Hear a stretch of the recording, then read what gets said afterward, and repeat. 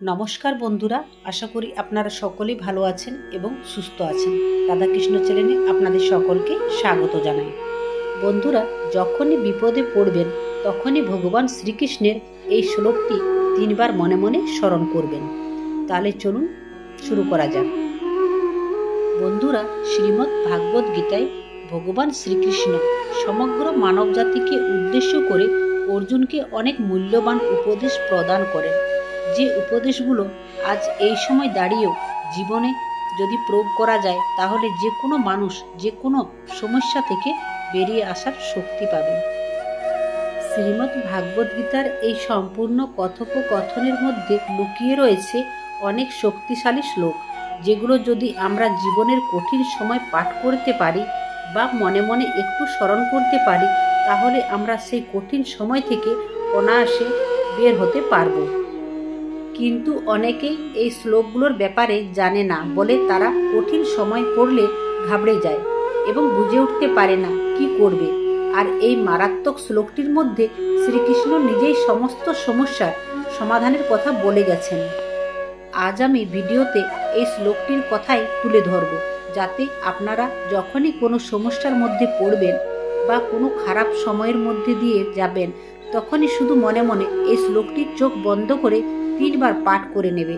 তাহলে দেখবেন নিমিষের মধ্যে আপনার সব সমস্যা দূর হয়ে যাবে এবং আপনার মনের ভিতরে অগাধ শান্তি অনুভব করতে পারবেন। যদি বিশ্বাস না হয় এই কথাটির ওপরে, তাহলে একবার নিজের জীবনে এই শ্লোকটি অবশ্যই এক মনে চোখ বন্ধ করে পাঠ করে দেখুন, কারণ এই শ্লোকটির কথা এক ব্যক্তিকে স্বয়ং ভগবান স্মরণ করিয়ে দেন। তাহলে চলুন দেরি না করে জেনে নেওয়া যাক যে এই বিশেষ শ্লোকটি কোনটি এবং কিভাবে আপনাদেরকে এই শ্লোকটি পাঠ করতে হবে। তার আগে এটা জেনে নেওয়া যাক যে এই শ্লোকটি কাকে কে পাঠ করতে বলেন। আসলে আজ থেকে কয়েক বছর আগে এক ব্যক্তি যখন খুব সমস্যার মধ্যে দিয়ে যাচ্ছিল তখন সে বুঝে উঠতে পারছিল না যে কি করে এই সমস্যার মধ্যে থেকে বের হবে। সেদিন রাত ভগবান শ্রীকৃষ্ণের মন্দিরে গিয়ে শ্রীকৃষ্ণের মূর্তির সামনে দাঁড়িয়ে প্রার্থনা করত এবং কাঁদত, যাতে ভগবান শ্রীকৃষ্ণ তাকে এই খারাপ সময়ের মধ্য থেকে বের করে, কিন্তু কিছুতে সে কোনো রাস্তা পাচ্ছিল না। আর ঠিক এইরকম সময় একদিন এক পুরোহিতদের নজর তার ওপরে পড়ে এবং সেই পুরোহিত দেখে যে সেই লোকটি অঝরে ভগবান শ্রীকৃষ্ণের মূর্তির সামনে দাঁড়িয়ে কান্না করছে। পুরোহিত তখন এই লোকটির কাছে গিয়ে জিজ্ঞাসা করে যে আপনার কি সমস্যা হয়েছে, আপনি কেন ভগবানের সামনে দাঁড়িয়ে এরকমভাবে কাঁদছেন? উত্তরে সেই লোকটি বললেন, আমি আমার ব্যবসায় বিশাল পরিমাণে লোকসান করেছি, আমার ঘর বাড়ি সব বেচার অবস্থায় চলে এসেছে, লোকের দেনায় ডুবে আছি, আমি কি করব বুঝে উঠতে পারছি না, কিভাবে এই অবস্থা থেকে বের হব আমি বুঝে উঠতে পারছি না। এরকম সময় সেই পুরোহিত তাকে বলে যে তুমি কি কখনো গীতা পাঠ করেছ? উত্তরে সেই ব্যবসায়ী বলে, হ্যাঁ, একবার তো পড়েছিলাম, কিন্তু কেন বলুন তো?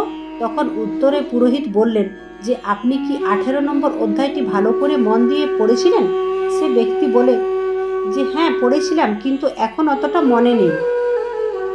তখন পুরোহিত তাকে বললেন যে যদি মন দিয়ে পড়তে তাহলে শ্রীকৃষ্ণের বলা এই মহান কথাটি আপনি কখনো ভুলে যেতেন না এবং আপনি অবশ্যই এই সমস্যা থেকে খুব তাড়াতাড়ি বেরিয়ে যেতে পারতেন। তখন লোকটি বললেন যে আপনি কোন শ্লোকটির কথা বলছেন, একটু পরিষ্কার করে বলবেন আমাকে? তখন সেই পুরোহিত তাকে সেই বিশেষ শ্লোকটি বললেন, সর্বধনম পরিত্যাজ্য মানেকং শরণং বজ্র অহতাং সর্বপাপেভ্যো মুখ্যায়াসামি মা শুচ।